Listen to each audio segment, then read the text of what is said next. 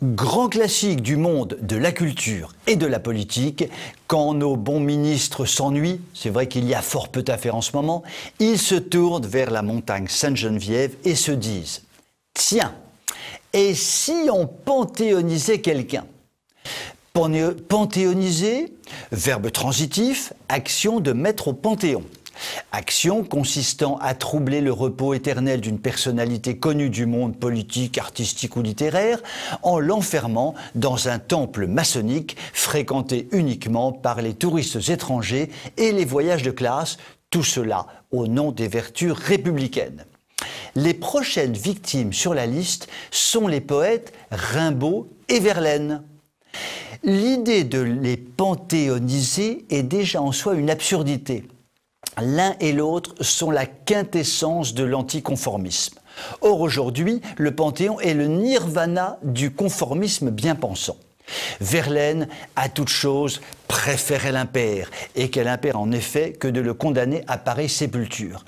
Quant à Rimbaud, lui qui avait son auberge à la Grande Ourse et allait sous le ciel contempler les étoiles au doux froufrou, il n'est certainement pas enthousiasmé de là où il est par la perspective que son corps mortel finisse emprisonné dans du marbre en compagnie de personnages parfois bien peu fréquentable.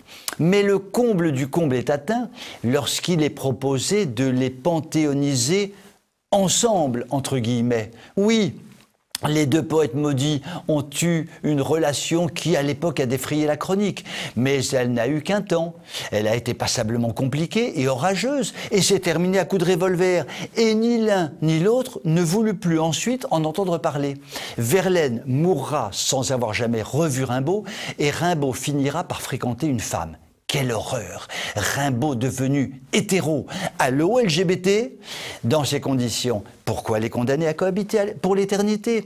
Pourquoi ne pas les paxer pendant qu'on y est? Ah non, c'est vrai, aujourd'hui, on pourrait même les marier. Quelle mascarade!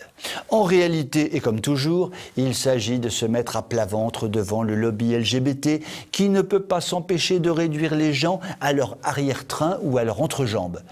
Pour échapper à ce grand n'importe quoi, il y a peut-être une solution. Rimbaud, après avoir joué les poètes sulfureux, est parti s'établir en aventurier en Abyssinie, où il s'est livré à toutes sortes de trafics. Avec un peu de chance, il a même été marchand d'esclaves. Cela n'est pas avéré, mais cela vaut le coup de tenter une contre-enquête. Cela pourrait peut-être lui permettre d'échapper au Panthéon. Ouf!